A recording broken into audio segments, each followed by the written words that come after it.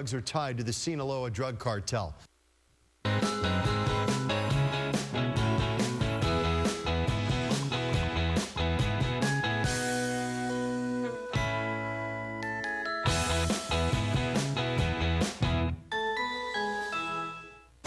Good Morning Arizona, weekdays 4:30 to 10 on 3TV. Sometimes it feels like you're better off putting your money under the mattress than giving it to the bank. I worked hard for my money, and I don't know why I should be giving it to somebody. But 3TV wants to help you grow what you've earned in the smartest ways possible. I started thinking about buying a home, then I started thinking, uh-oh. Counts to helping you rebuild and protect your credit. See how you can navigate the sometimes confusing banking system. 3TV, helping you prosper and grow. Even if there's less money in the family's bank account. You want to know what's going on, and you want to know now. You need the 3TV News app. Be the first to know with breaking news alerts, and you'll always have the forecast in the palm of your hand. The 3TV News app. Download it on your iPhone or Android today. Weather with Kim. Weekends on 3TV. Turn up the heat. Hot in Cleveland. Weeknights at 8 and 8:30. In a wreck, it seems like the whole world is crashing down around you. When this happens, you need someone who can put the pieces of your life back together again. In a wreck, need a check? Make one call, that's all. Call 977-1900. Now handling IBC filter cases.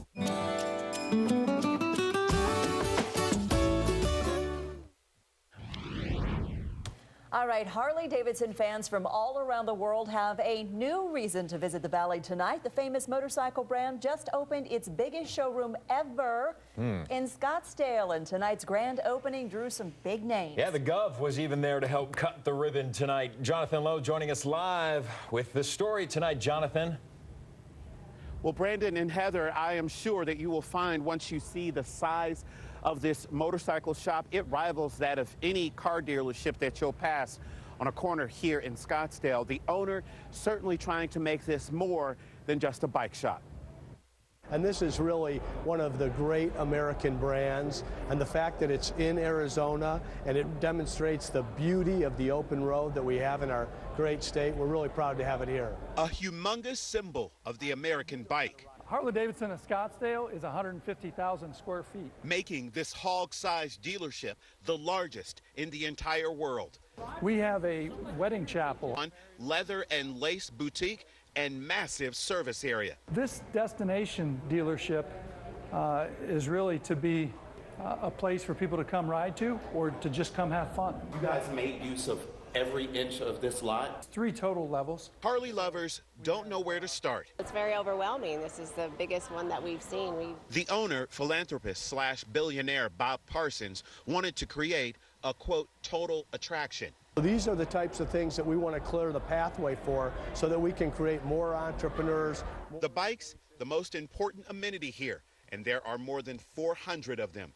Maybe in a couple years when we retire, we can upgrade to a better bike. Oh, did I mention there's also a 48-seat movie theater? Go ahead and have a seat too. They recline. It's designed to give people a place to go that's just not your normal run-of-the-mill bike shop, but a place where you can hang out with friends. And as it relates to that wedding chapel, not only did the Harley-Davidson of Scottsdale dealership host its grand opening, but also its first wedding this evening, and was officiated by the owner, Bob Parsons himself. Live in North Scottsdale tonight, Jonathan Lowe, 3TV. All right, speaking of weddings and weather, in Sedona tomorrow afternoon, beautiful weather for our friends Emily and Chris. Yes, it will be beautiful, but chilly.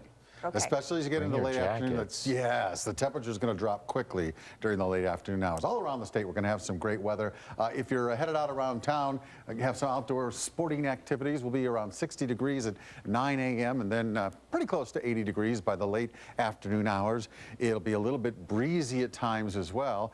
And we'll pretty much duplicate these numbers on Sunday as well, maybe just a tad warmer on Sunday. Today at the airport, 74 was the high, 48 the morning low, so another day with below below average temperatures. Record on this date, 94. That goes back to 2007. At the airport, it's 66, light winds. The dew point's at 32 and the relative humidity at 28%. These are current temperatures, and again, we're not expecting quite as cold temperatures tomorrow morning as we saw this morning. It's 34 at Flagstaff, 43 at Payson, 45 at Sedona right now, 49 at Globe Miami, and 55 degrees at Tucson. Low temps tomorrow. Well, Sedona will be just above freezing, below freezing at Prescott, 27 there, 20 at Flagstaff, 20 at Show Low, and 14 degrees tomorrow morning at Window Rock. Well, here in the valley, we're going to see temperatures drop into the 50s and even upper 40s in some areas around town. Then we'll get a pretty nice warm up, especially as we get into the late morning and early afternoon hours, get back into the upper 70s to around 80 degrees. We do have a ridge of high pressure that's going to be floating through over the next couple of days or so, and as it does, it'll continue to, with the dry weather that we're going to get. But as soon as that ridge begins to shift off, we come under the influence of another trough of low pressure. This storm, though, is going to track more over land masses as compared to the last storm that had a lot more moisture. So by the time this storm gets to us next week, we're going to get the colder temperatures. We'll get a little bit of rain up in northern Arizona and eastern portions of the state, but probably not enough moisture in this to even put the chance for rain in for the valley at this point. We've had the clear skies going on all night tonight. That's what we're going to be dealing with almost this entire weekend. Futurecast showing nothing doing for Arizona at all as far as any weather is concerned. We warm up on Saturday afternoon. As we get into Sunday, a cold front does start to move into northern portions of California. That'll be our weather change toward the middle of next week, but even the small amount of moisture that's associated with that front in northern and central California won't even be there by the time it makes it into Arizona. And Sunday should be our warmest day of the weekend. So tonight, clear, cool, 50, our midtown low. Tomorrow, mostly sunny with a high of about 80 degrees. We'll finish out the weekend at 82 degrees on Sunday. And then temperatures are going to drop down just a little bit. We'll see them begin to moderate. We'll be in the 70s on Monday. And for the next storm system, high temps are going to drop into the 60s. Threw me back through the air 20 feet. And they took me for dead. Arizona is known for its strange lights in the sky, and this week marks 40 years since a man claimed to be abducted by aliens in northern Arizona. Travis Walton may be the most famous name in UFO circles. And tonight, Jeff Van Zandt follows Travis to the place where it all began, in Arizona's White Mountains.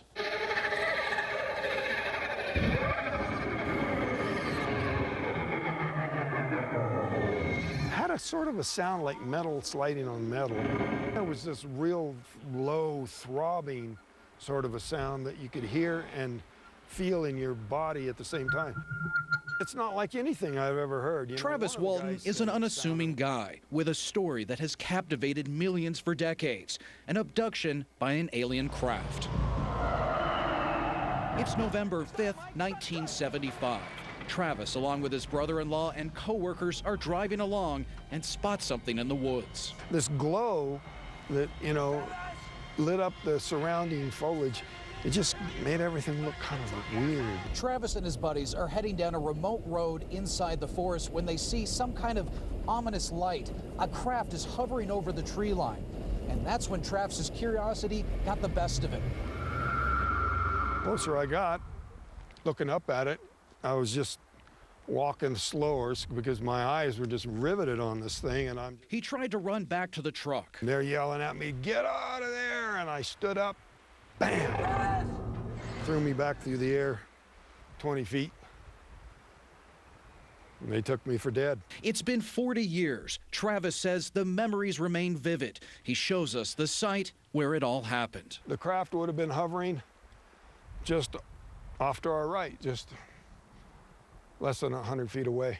Walton claims he woke up inside of an alien craft, lying on a table surrounded by 3 aliens and other human-looking figures. I was looking into the face of this creature, and I just freaked out. That gave me a jolt of adrenaline that gave me the strength to get off the table. Walton says he tried escaping, blacks out, and wakes up on the side of the road in Heber and runs to the nearest phone. Once I made that call, I collapsed, and I don't know how long it was. It seemed like almost immediately My brother was lifting me up. Walton was missing for 5 days, creating a media firestorm. Search parties combed the area. His buddies and brother-in-law tell the story of an alien abduction.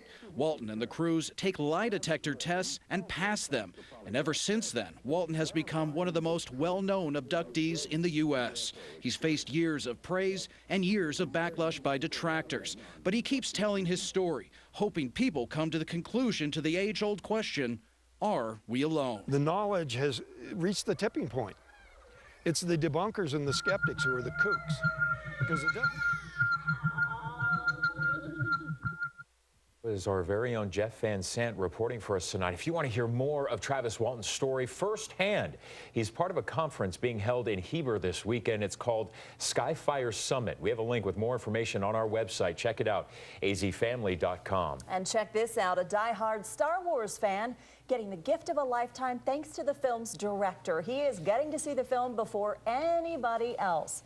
Daniel Fleetwood has a rare form of cancer, and back in July, doctors told him he only had 2 months to live. He believes he's been holding on now for a chance to see Star Wars: The Force Awakens.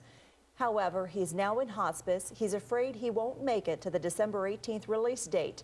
But now, with the help of tweets from stars like Mark Hamill, Daniel has won approval for an early viewing from director J.J. Abrams. I just love Star Wars. And, I mean, with everything I got, I love Star Wars. It's a commitment, and he still has that commitment, that drive, and that love, and I think that it's a beautiful thing. Even if it's just a movie, that's magic for a lot of people.